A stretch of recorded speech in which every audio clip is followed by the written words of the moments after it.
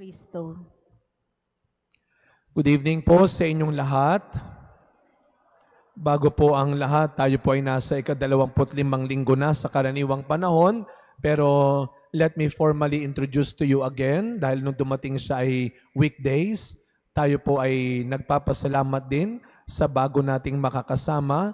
Pagkatapos ni Brother Juniel, isa na naman pong kapatid na naghahanda sa kanyang pagiging diakono ang makakasama natin ng ilang buwan. Let us welcome again in our parish, Brother Joshua Francis Garcia. No? I-welcome po natin si Brother Joshua. No? Sabi niya, Father, huwag mo kakalimutan yung Francis, huwag lang Joshua Garcia at baka kung sino ang hanapin nila. No? Joshua Francis Garcia. So we pray for him as he prepare for his diaconal ordination. No? Sasamahan niya tayo sa paglilingkod at nagsimula na ang kanyang pagsama sa atin at paglilingkod dito sa ating parokya. Tayo po ay nasa isang espesyal na linggo sa panahon na ito. Not just the 25th Sunday in ordinary time.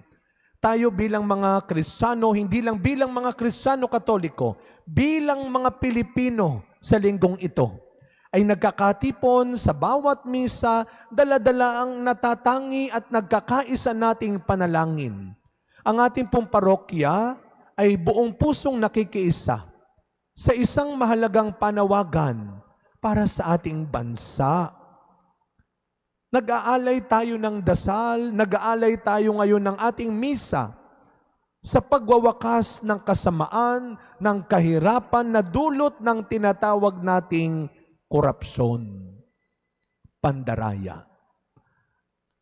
Huwag natin maliitin ang kapangyarihan ng panalangin.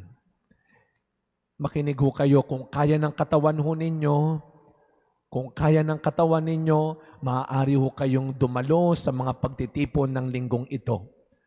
Pero huwag natin mamaliitin ang kapangyarihan ng panalangin. Ano ang sabi ni Pablo kay Timoteo sa 2 pagbasa?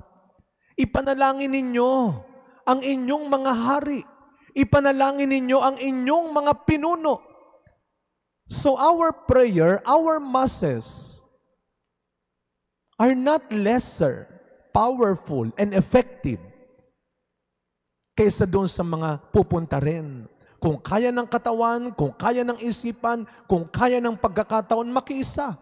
Pero itong ating panalangin at misang inaalay ay hindi natin pwedeng baliwalain. Sapagkat ano ang sabi ni Pablo kay Timoteo, ito ang mabuting hinahangad ng Panginoon. Ito ay kalugod-lugod sa Panginoon.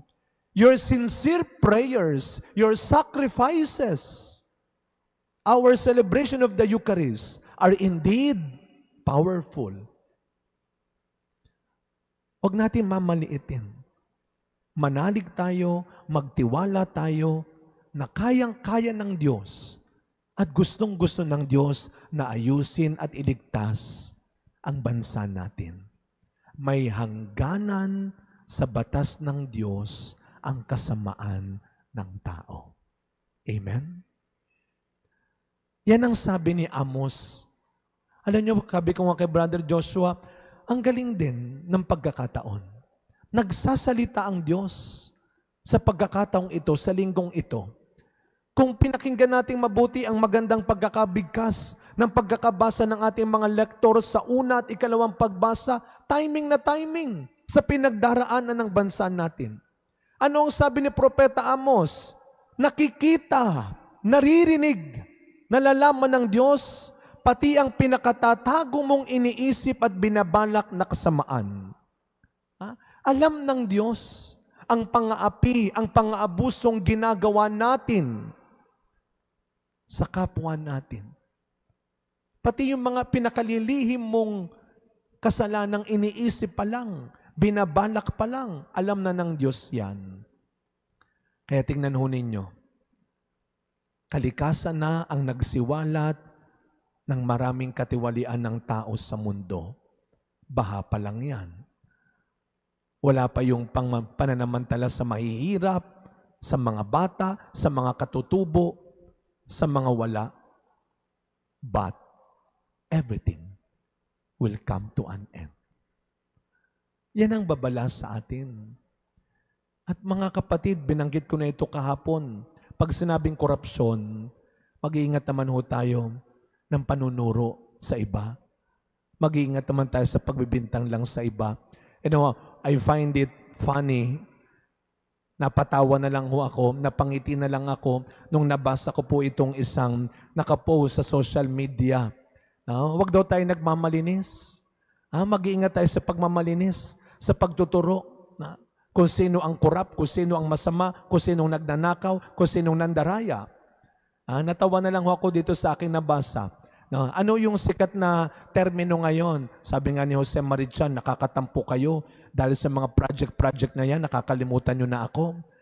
Dati-dati pag pumasok ang Berman, isa lang ang naisip natin, ako si Jose Marichan, lalabas na, magpapasko na. Pero nakalimutan siya. Parang nawala siya sa eksena dahil daw sa mga project na yan.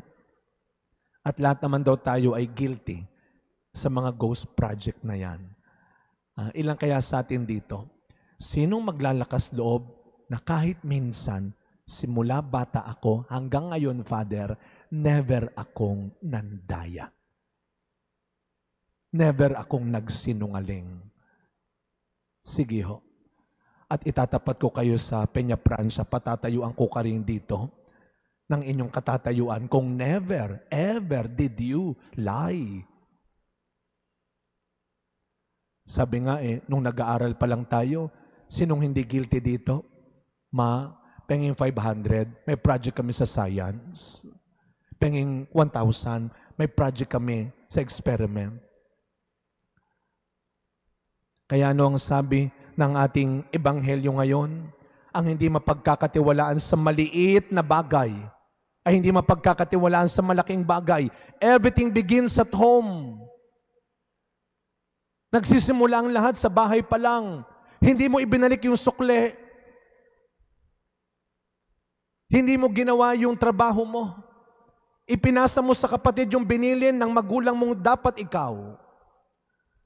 Everything begins at home. Sa maliliit na pandaraya natin dahil walang nakakakita sa atin. At kapag hindi natin itinama kahit ang pinakamaliit at simpleng pandaraya, panloloko, at hindi pagiging tapat ng ibang tao, magiging parte lang tayo ng kwentong ito. So you choose. We choose. Gusto mo bang maging parte na lang, maging bahagi na lang ng isang matagal ng maling ginagawa? O kahit masakit, mahirap, mas pipiliin mong magsimula ng isang tama? We choose. And we pray. Kaya sa pagkapatuloy na misang ito, mga kapatid, ngayong gabi sinisimula natin ang linggo ng pambansa, pambayang pananalangin para ho sa katapatan, kaayusan, kapayapaan, hindi lang ng bansa natin, ng pamilya natin, ng barangay natin, ng komunidad natin. Simulan natin sa mga maliliit na bagay, ang katapatan, ang kapayapaan, ang kaayusan. Nawa, kasama ng ating mahal na ina, Our Lady of Peña Francia, nawa ang mahal na ina ay tunay na gumabay sa atin bilang kanyang mga anak na hindi pa huli ang lahat para itama ang mali, para ituwid ang baluktot sa atin. Lagi nating tatandaan, ang lahat may hangganan. Pero araw-araw, lahat din pwedeng magkaroon ng isang bagong simula. Amen. Tumayo po tayo.